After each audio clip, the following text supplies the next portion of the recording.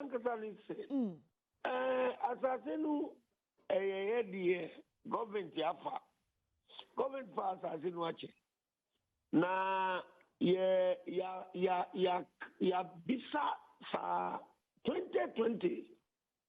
Ena omaye already see asasenu mai. Already see asasenu mai nu yenso ye di asasenu bi ame bi nu omu go so sit down. But langas ye nu baby a enti ye di akọ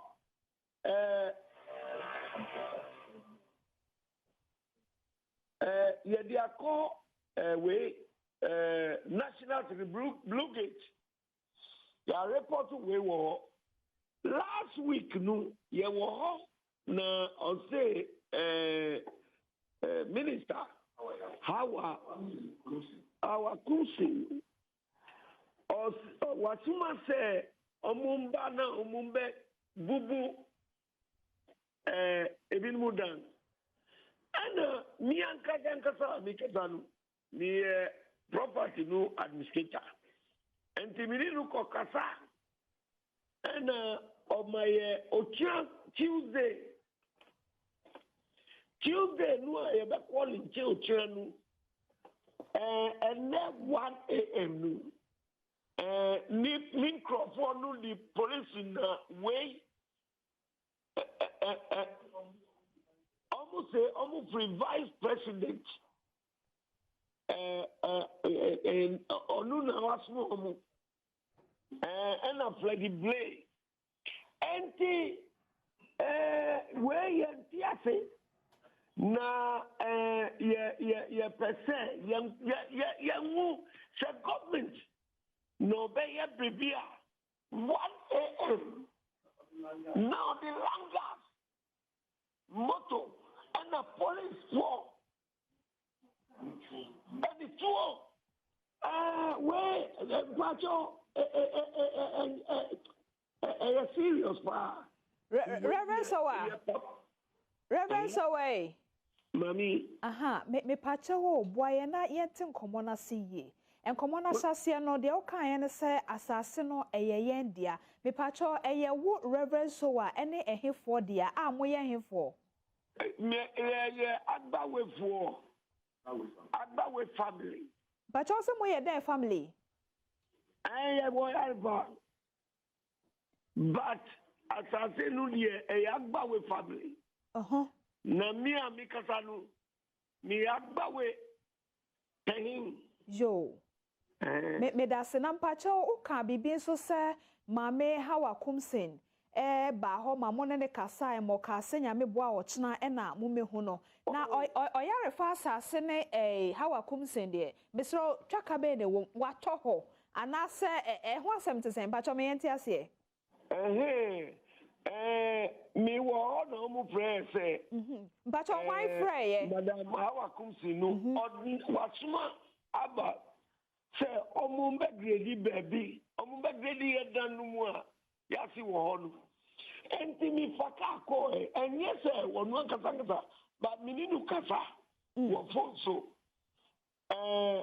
through the police are osuma ba no mininu kasa na on kan me say me ma yi baby no amanu assignment bi say on bana on be fish pond or something there and me can say no as I say no baby ye wonu government ya yi amai and say bribia e be ye bi the crap say obeba onu nkasa beba na ye transfer na ye wo project your di banu na fe die kwa be banu say ye di bi kwa be kanu amanu e be mininu kan we nyina no tiafi and I say police no nko with the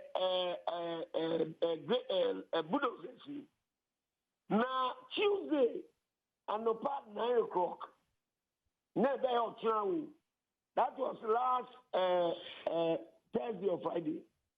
Last Thursday. Because of Easter Nunti, I say, oh, yeah, Tuesday, 9 a.m.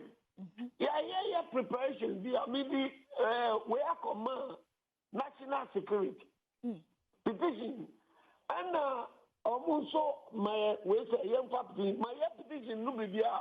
Ocha yebeko akosebu. Now fedie dear abang the yebeka now can I but all of a sudden I'm 1 a.m. na omu di those about na police and na langas omu abebubu omu trewuche pictures no makate me back mu say omu post mam wo we no so yes na mo kan wa temu mai na we nkoye we enkopa trouble kete mba yo reverend sowa eti meeting komona se ya mame hawa kumsen no wone ne kasa through police ni bia wo frɛ wo phone so ema wone ono ankasa kasa tenene ema ono kyerɛ wo sɛ Easter ninti asase ne de omu hia e de aye face pon ama Ghana aban na emom ka otena bnada anopa no nkromu nhia anya sa na me pacho enti ahomachi ya amachofo ne oh send me nini no posini no a ofrɛ wo no posini no ofrɛ ma wone ne kasa ye no mesra wa frɛ sa posini no da bi no mo minimum. Na number omo de frɛ wo no one save wo ho. Dabi. Almost free Jubilee House. Eti Jubilee House ho no omo frɛ wo no. Almost free Jubilee House. Okay, me pacho Matthias here. Mr. Wo number omo de frɛ last Thursday no. Eba 00 ana eba number na wo na wo refie. Se na be yank ye betumi afrɛ number ko no ne ehu de ekoso. Police for no phone. Omo na omo frɛ no. Na meninu kasa wo omo phone so. Na nje the number. Me fa police number no so be but police phone no na use. Yo. Otra 9 o'clock na opese on share no. Enti okaje mi say me fa phone no ma police no. Me fa phone na me no ma man. Matthias here. Me no ma police no. Na fa man. Yo. Me patrol Matthias here. Na o de wo number man no.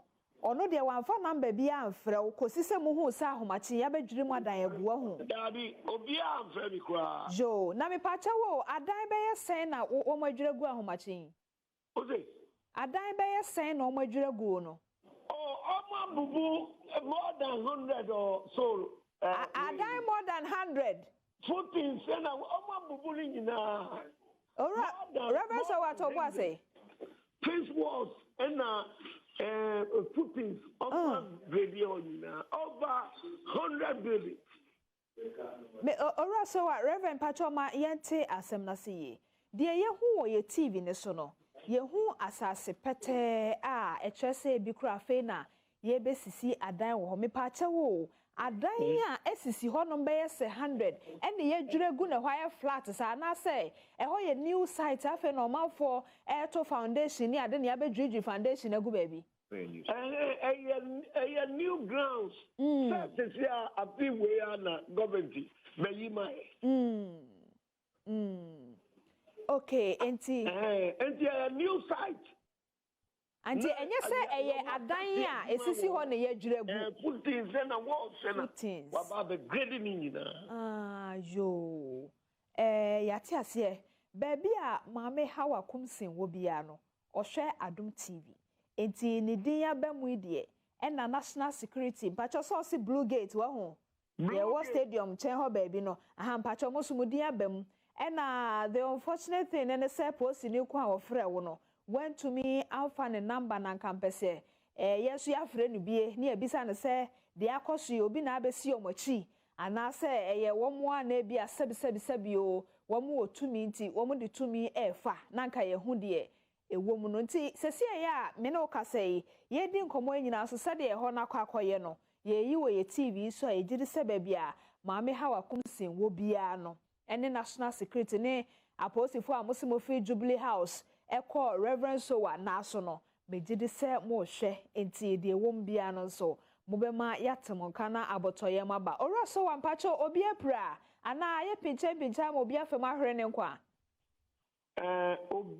obia enedi obia but last Thursday no the omupra binum omupra omukra nkasa police officer ba kokra wo ho no so sini the omupra ye odin ye do ko hospital until we wo wedding nyina otira odi be che onu ye the security officer jo antina chese de ye hu no se esi ahomache we no e hyase na ano ya wada no start ya wada ena Mrs.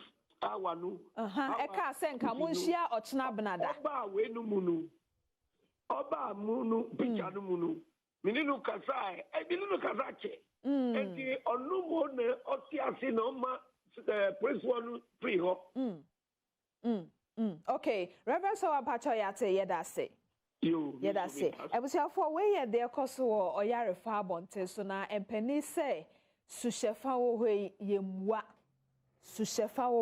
yemwa ye de Adom TV ya dano adidi e koso ye ufoni no echese owura so wane ye di ho nkomo no sa netie nanso esanse mame hawa kumsen odin abamu binti na esese uhu behia said the asem no tie no uyi anoma efise Reverend so wachese one wan kasa kra kasa ema modi nkomo che ya enka nyame ya Adom ochina benada mowo enkonwasie nti se benada ne beduro ne enkonwasie no abaso se maso na ne juada de asie ne de ene mame hawa kumsen soafo mpacho asemi eye kashire de a me de atutri so ene ma ne so nti mpacho ye da sese ubeyi anu ama ye ne hu se de etie